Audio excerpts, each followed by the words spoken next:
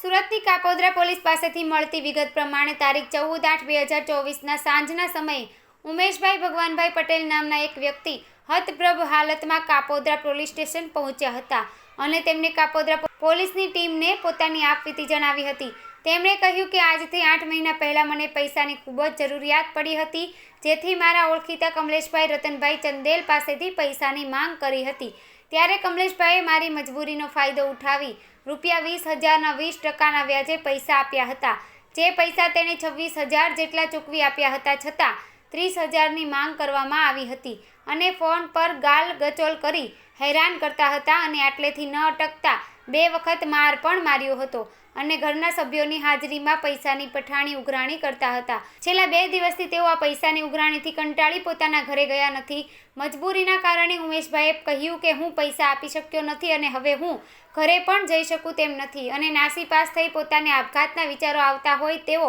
જીવનથી કંટાળી ગયા હતા। ત્યારે સોશિયલ મીડિયા અને ન્યૂઝપેપરમાં પોલીસ દ્વારા જે વ્યાજખોરો વિરુદ્ધ કડક કાર્યવાહી કરવામાં આવી છે તે મામલે વાંચ્યું હતું, જેથી તેઓ કાપોદ્રા પોલીસ મથકે પહોંચ્યા હતા। કાપોદ્રા પોલીસે પણ તાત્કાલિક જ ઉમેશભાઈની ફરિયાદ નોંધી ઉઘરાણી કરતા કમલેશ રતન ચંદેલની ધરપકડ કરી હતી। 24 વર્ષીય કમલેશની સીમાડા નાકા પાસેથી પોલીસે ધરપકડ કરી હતી। વ્યાજખોર કમલેશની ધરપકડ થઈ જતા ઉમેશભાઈએ કાપોદ્રા પોલીસની ટીમનો આભાર વ્યક્ત કર્યો હતો અને કહ્યું હતું કે જો તમે ન હોત તો આજે હું આ જિંદગી ટૂંકાવી લેત। ગઈકાલે કાલે કાપોદ્રા પોલીસ સ્ટેશનમાં ફરજ ઉપર હાજર હતા। તે દરમિયાન આશરે બપોરના સમયે એક અરજદાર ઉમેશભાઈ પટેલ જનતાનગરમાં ગાયત્રી સોસાયટીની બાજુમાં જે રહે છે તે અમને મળવા આવેલ અને અમારી સમક્ષ પોતાની આપવીતી જણાવેલ કે પોતે વ્યાજના ચક્કરમાં ફસાયેલ છે, જેથી તેની રજૂઆત સાંભળી। રજૂઆત પ્રમાણે આ ઉમેશભાઈ પટેલ પોતે રત્ન કલાકાર છે અને મૂળ અંકલેશ્વરના છે અને ઘણા સમયથી અહીં જનતાનગરમાં તેના માતા અને તેના ભાઈ સાથે રહે છે। પોતે પોતાની આપવીતીમાં એવું જણાવેલું કે આજથી 6 મહિના પહેલાં પોતે ખૂબ જ બીમાર હોય, ડાયાબિટીસના પેશન્ટ હોય અને શારીરિક રીતે થોડાક અશક્ત હોય, જેની દવા માટે તેણે જે તે વખતે જે કારખાનામાં કામ કરતા હતા ત્યાંથી 20,000 રૂપિયા જેવી રકમ ઉપાડ પેટે લીધેલી અને એ ઉપાડ પરત કરવા માટે તેણે કમલેશ મારવાડી નામના એક વ્યક્તિને ગાયત્રી સોસાયટીમાં એનો પરિચય હતો, તેની પાસેથી 20% વ્યાજના સ્વરૂપમાં 20,000 રૂપિયાની રકમ આજથી 6 મહિના પહેલાં લીધેલી। આ રકમમાં 20,000 રૂપિયા 20% લીધા, એમાં પ્રથમ મહિનેથી 4,000 રૂપિયા કાપી અને 16,000 રૂપિયા જેવી રકમ આ કમલેશ મારવાડીએ આ ફરિયાદીને આપેલી। ત્યારબાદ એણે દર મહિને 4,000 રૂપિયા વ્યાજ ચૂકવતા 3 થી 4 મહિના સુધી 4,000 રૂપિયા વ્યાજ ચૂકવું, પછી 1 મહિને 5,000 રૂપિયા વ્યાજ ચૂકવું, એમ કરીને ટોટલ 25,000 રૂપિયા જેવી વ્યાજની રકમ એણે ચૂકવી દીધી। ત્યારબાદ આ રત્ન કલાકાર ઉમેશભાઈને 2 મહિનાથી કામ ન હોય, પોતે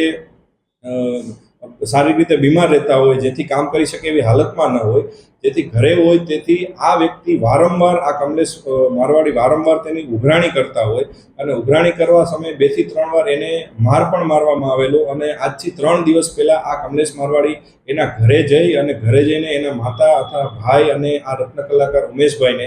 ખૂબ ધમકાવેલ, જેથી આ રત્ન કલાકાર ઉમેશભાઈ પોતે